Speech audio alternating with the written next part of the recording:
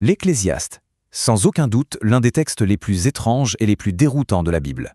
C'est un livre qui laisse les lecteurs perplexes depuis des millénaires, avec un message qui a l'air à la fois incroyablement sage et complètement désespéré. Et ça commence fort, avec une des phrases les plus célèbres et peut-être les plus sombres jamais écrites. Une phrase qui, à première vue, semble dire que rien n'a d'importance. C'est ça toute l'énigme. Alors, est-ce que ce livre est juste un grand cri de désespoir, un constat que rien ne sert à rien? Ou bien est-ce qu'il y a autre chose, une vérité bien plus profonde, cachée juste sous la surface? C'est ce qu'on va tenter de démêler ensemble. Bon, alors allons-y. La raison principale pour laquelle l'Ecclésiaste est si difficile à saisir, c'est assez simple en fait. Il n'arrête pas de se contredire. D'un côté, le texte nous dit que la sagesse, c'est la plus grande des forces. Et quelques pages plus loin, il la qualifie de totalement inutile, une simple poursuite du vent. Le livre est truffé d'oppositions comme celle-ci. Alors, comment on explique un truc pareil? Eh bien, la solution traditionnelle, celle des spécialistes, c'est de dire qu'il n'y a pas un seul auteur. Pour eux, c'est une sorte de patchwork.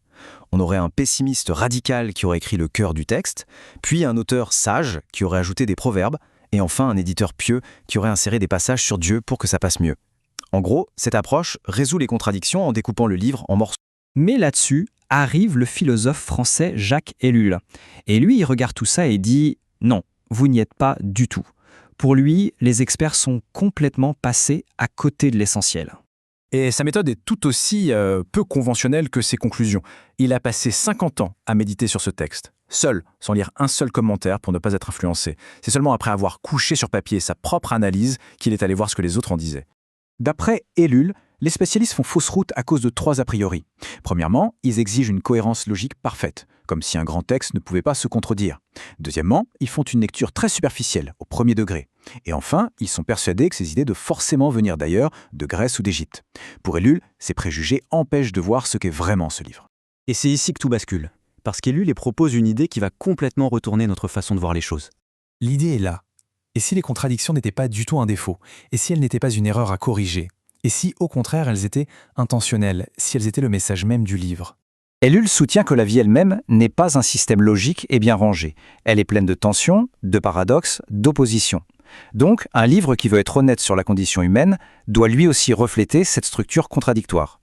L'Ecclésiaste n'est pas incohérent, il est profondément réaliste. Alors, si le livre n'est pas un argumentaire linéaire, comment est-il construit?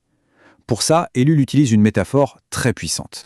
Il faut arrêter de le voir comme un chemin qui va d'un point A à un point B. Il faut plutôt l'imaginer comme une tapisserie, une étoffe complexe, faite de plusieurs fils qui s'entrelacent. Et dans cette tapisserie, Ellul identifie 3 fils principaux qui parcourent tout le texte.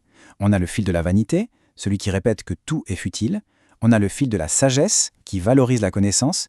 Et puis, il y a le fil de Dieu, qui rappelle une présence qui nous dépasse. Ces 3 fils ne cessent d'apparaître, de disparaître et de se croiser. D'ailleurs, ce schéma d'Ellul l'illustre à la perfection. On voit bien que ce n'est pas une progression linéaire. C'est un va-et-vient constant entre ces 3 pôles. Parfois, la vanité domine, puis la sagesse refait surface, avant de laisser la place à une affirmation sur Dieu. C'est ce mouvement d'entrelacement qui crée toute la tension et la profondeur du texte. Maintenant, il nous reste une dernière pièce du puzzle. Un élément de contexte qui, vous allez voir, éclaire tout le reste de manière assez spectaculaire. Il faut savoir que ce livre n'était pas lu n'importe quand. Il était traditionnellement associé à la fête juive de Soukhot, la fête des cabanes. Et ça, ce n'est vraiment pas un hasard.